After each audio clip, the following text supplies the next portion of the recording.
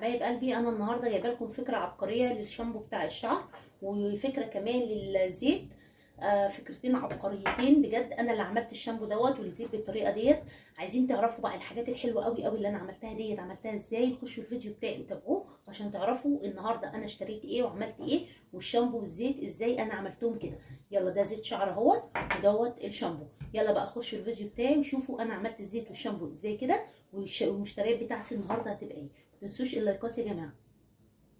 بصوا حبايب قلبي كده، اول حاجه انا جبتها معاكم النهارده جيركن صابون وافر. ده الصابون ده يا جماعه حلو جدا وتقيل وحلو. انا بزوده ميه وانا بستخدمه لانه بجد حلو قوي قوي قوي، وبجد هو اسم على مسمى وافر. هو وافر، هو حلو قوي.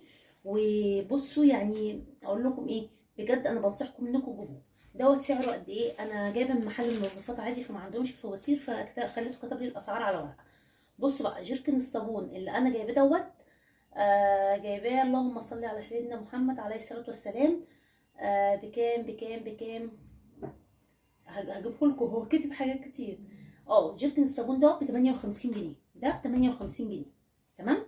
دوت انا كنت بجيبه باقل من كده بكتير، بس انا النهارده قال لي 58 جنيه. قلت مش مشكله، انا كده كده محتاجاه، لان الصابون العادي يا جماعه انا عندي حساسيه، فالصابون العادي بيبوظ لي ايدي، فبجيب دوت حلو جدا وارخص من انواع تانية كتير. تمام. ده اول حاجه. ماشي.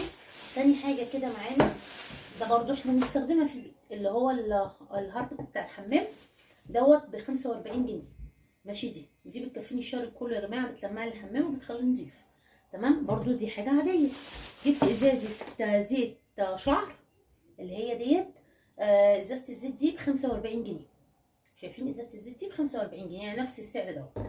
جبت 4 صابونات، دول هيكفونا الشهر.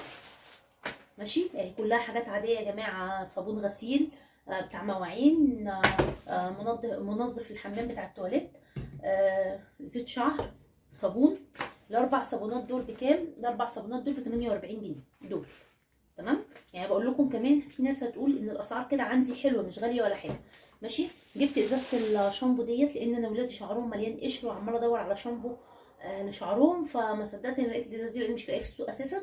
فجبت لهم ازازه الشامبو دي ب 125 جنيه. بس ازازه الشامبو ديت انا عشان ما تخلصش بسرعه، لان انا ولادي بيخشوا يعملوا الشامبو كده فالازازه بتخلص بسرعه، عشان تكفينا في فكره حلوه قوي قوي هقول لكم عليها ازاي نستخدم الشامبو ويوفر معانا. بس خليكم لاخر الفيديو عشان ايه، انا هعمل الفكره دي اخر الفيديو. تمام. تمام كده اول شنطه معايا خلص. وجبت اللي هو الحجر بتاع الكعب دوت. ده انا كل فتره بجيبه وبغير اللي عندي، يعني ايه كل كام شهر كده بجيب واحد جديد. دوت بقى ب 10 جنيه يا جماعه. ده كنت بجيبه ب 3 ونص وب 4 ونص وب5 يوم غالي قوي. اخر مره جايباه ب 5 جنيه، دلوقتي بقى ب 10 جنيه. اتفاجئت ومش جايباه من زمان ولا حاجه، لان انا كل كام شهر كده بغيره. تمام. لان ده معروف ان هو عندنا كلنا اللي هو بتاع البنسكير والكلام دوت. اللي هو بتاع مبرد الكعب والكلام دوت للناس اللي هي بتروح الكوافير كده عارفينه.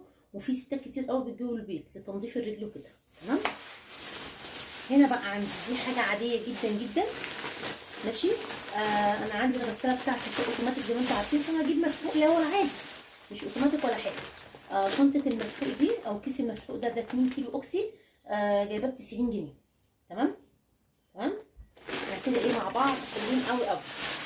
بصوا بقى يا جماعه، وجبت تاني هنا كده، جبت 2 كيلو دوت كلور الوان. ماشي. ال 2 كيلو دول ب5 جنيه. هتقولي كنت تجيبي ازاز ولا كده؟ لا يا جماعه، انا بجيب الازاز وبجيب دوت، ما بلاقيش فرق ما بينهم، لان كده كده يعني انا بستخدمه ايه في حاجات مش مستاهله ان انا ايه اجيب اللي هو الغالي قوي يعني ولا حاجه. وجبت دوت اللي هو المعطر دوت، بستخدمه في المسح، ساعات بحطه على الهدوم كده، حلو قوي ده برده. دوت ب6 جنيه. دي الحاجات اللي انا جبتها النهارده يا جماعه، الحساب بتاعها. وفي حاجتين تانيين، حاجه تانيه جبتها كانت ب 120 جنيه. الحاجات دي كلها يا جماعه حسابها 552 جنيه. تخيلوا بقى شويه الحاجات دول، وكلها حاجات احنا بنحتاجها في البيت مش ما بنحتاجهاش. كلها حاجات ليها لازمه، مش مثلا هقول ايه دوت مش ضروري ما نجيبوش، دوت مش محتاجاه ما نجيبوش، دوت ملوش لازمه ما نجيبوش، او اللي غالي علينا ما نجيبوش، او اللي ملوش لازمه ما نجيبوش. كلها طبعا يا جماعه حاجه الشهر احنا كلنا بنحتاجها، واحنا كلنا بنجيبها في اي وقت. تمام. ما نقدرش اي بيت يستغنى عنها. قولوا لي كده حاجه من دول كده ايه اللي ممكن يستغنى عنه؟ مفيش. تعالوا بقى اقول لكم الفكره بتاعه الشامبو ازاي نحافظ عليه ويقعد معانا اكتر وقت ممكن، واولادنا ما يهدروش فيه او احنا ذات نفسنا ما نهدرش فيه، لان احنا لو مسكنا الازازه كده ودلقنا هيبقى كتير وممكن ما تقدريش تتحكمي فيها وبينزل كميه كبيره. تعالوا اوريكم احنا هنعمل ايه عشان نوفر يعني بصوا جايبينه على قد ما نقدر نوفر هنوفر. بصوا معايا كده بقى يا حبايب قلبي، شايفين دي ازازه غسول بتاعت وش، او انت عندك ازازه شاور، اي ازازه زي دي كده عندك في البيت اهي، بتغسليها كويس. وتعالوا نشوف احنا هنعمل فيها. بفتح الشامبو كده وبروح ابدا ان انا انزل كميه منه هنا. بصوا الشامبو بينزل معايا اهو بمنتهى السهوله اهو. بصوا الشامبو بنزله اهو، شايفين؟ عشان كده اقدر ان انا اوفر في الشامبو وما يهدرش معايا وولادي ما يخلصوش بسرعه، او انا حتى ما اخلصوش بسرعه، لان انا ساعات بامانه باجي استخدمه واعمل كده بص الاقيه درك راح نازل منه كتير جدا. بس كده بصوا اهو، اهو الشامبو اهو انا نزلته هنا اهو اهي. ايه رايكم بقى في الفكره دي؟ لو الفكره دي عجباكم قولوا لي الفكره بتاعتها حلوه. بصوا اهي اهي كده، وابدا ان انا استخدم الشامبو بتاعي، ادوس هنا كده على قد حبه على قد ايديا، وابدا اغسل بيهم شعري. بصوا كده اقدر ان انا اوفر على قد ما اقدر والشامبو بتاعي ما يخلص بسرعه. دي اول حاجه احنا عملناها مع بعض. تمام،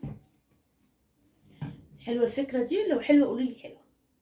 تاني حاجه معاكم كده كيس الاريال بتاعنا دوت، او الكيس المسحوق بتاعنا ده، لما بنيجي نفضيه او نستخدمه بيبقى كيس كبير علينا على قد الغساله، فانا يعني هيدلق مننا كتير في الغساله، او ان احنا نفتحه مثلا وناخد بكوبايه او كده، برده الكيس هيفضل مفتوح معانا وممكن يبوظ.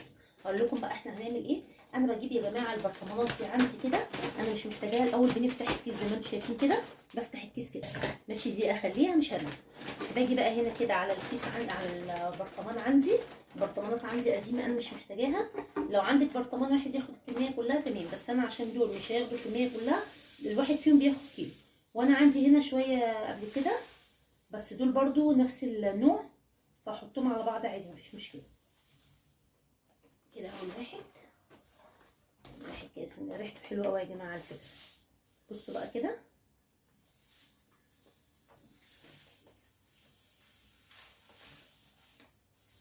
بصوا كده يا جماعه اهو كده. انا مليت الاثنين دول عندي وبحتفظ بيهم برضو تحت الحوض. انا عامله وحده تحت الحوض وريتها لكم قبل كده، وما بحتاج ان انا باخد منهم تمام. دي تاني حاجه معانا اهي، بدات فضيت المسحوق بتاعي. طيب انا هسيب الشنطه مفتوحه كده، او الحبه اللي فاضلين دول كده، لا يا جماعه انا بعملهم كده اهو كده، واروح لما الكيس كله كده كده سقف بعضه، واروح جايبه دي كده واروح رابطه دي. بصوا شايفين بقى الحركه دي؟ انا كنت بشوف زمان وانا صغيره جدتي الاقيها بتجيب شنطه من شنطه كده وتربط وتعمل كده، بس ما تشدوش قوي زي كده عشان نقطعها. بص اهي ده المسحوق بتاعه. تعالوا بقى على تاني حاجه، الكلور الالوان والمعطر. تعالوا نشوف احنا هنعمل فيهم ايه. عندك بقى لو اي جيركن فاضي كده انت مش محتاجاه، تبداي الحاجات دي انا ما برميهاش يا جماعه، ابدا ان انا احط فيها الكلور الالوان بتاعي. بسم الله الرحمن الرحيم كده اهو، بيبقى موجود عندي برده في حاجه محتفظه بيها، عشان الكيس برده مش مضمون، ممكن يتقطع ممكن يتخرب يحصل اي حاجه. فانا عندي ايه، العلبه بتاعتي اهي، او الجيركن بتاعي اللي انا حطيت فيه كميه الكلور الالوان بتاعتي. وبرده هعمل نفس الموضوع في المعطر او البراوني او زي ما تسموه يعني ماشي. والزيت برده الشعر ده ليه فكره برده حلوه قوي، هقول لكم عليها برده دلوقتي. بصوا كده تمام، ادي كده الكلور الالوان بتاعي تمام كده خلاص. بس كده ايه، احطها على الارض بس عشان ما فيش مساحه ولا في مكان، وارمي دول كده احطهم في الكيس كده اهو. هجيب بقى اللي هو المعطر ونفس الكلام برده يا جماعه اهو. هبدا ان انا افضيه، انا كنت جايبه القمع ده علشان ان انا افضيه زي ما بعمل مع الصابون، لان الصابون بفضيه في ازاز بتبقى صغيره شويه، فما بيبقاش ايه واسعه كده ان انا افضي على طول. بصوا كده بسم الله الرحمن الرحيم، بنزل كده بالراحه وخلي بالي ما فيش حاجه تقع مني بره. خايفه استخدمي القمع، بس انا بستخدم القمع مع الصابون. انا كنت جايباه بصراحه عشان استخدمه، بس انا بستخدم القمع مع الصابون. ومش هفتح ده دلوقتي لان الجيركن بتاع الصابون اللي عندي قبل دوت لسه فيه شويه، فمش هفتح ده دلوقتي خالص الا لما اللي عندي يخلص خالص. بصوا يا جماعه اهو كده، دي كميه المعطر اللي عندي كمان حطيتها هنا كده اهي. هوريكم بقى زيت الشعر ده كمان ايه الفكره بتاعته هنعمل فيه ايه، عشان برضو لما بنيجي نستخدم الازازه كده كده. بصوا الازازه حلقه واسع ازاي، هوريكم احنا هنعمل فيها ايه. كده بقى يا جماعه الزيت بقى هوريكم احنا هنعمل فيه ايه. انا عندي كده بخاخ انا محتفظه بيه، اي بخاخ عندك الاتنين دول كده هفضي فيهم الزيت بتاعي. تمام. هبدا اجيب دي كده الاول، بس اجيب ايه ننزل الورق معايا كده بس عشان ايه. بسم الله كده. بصوا يا جماعه انا دايما بعمل الزيت كده، بجيب الزيت بتاعي هنا كده.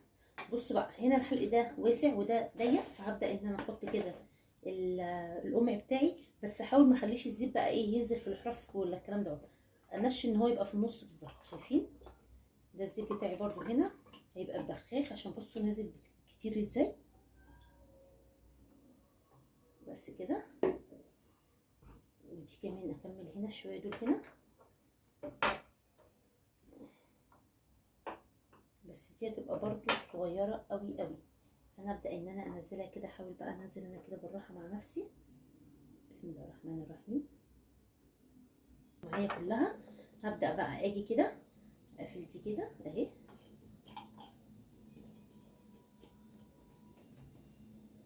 اهي واغطيها بالغطا بتاعها.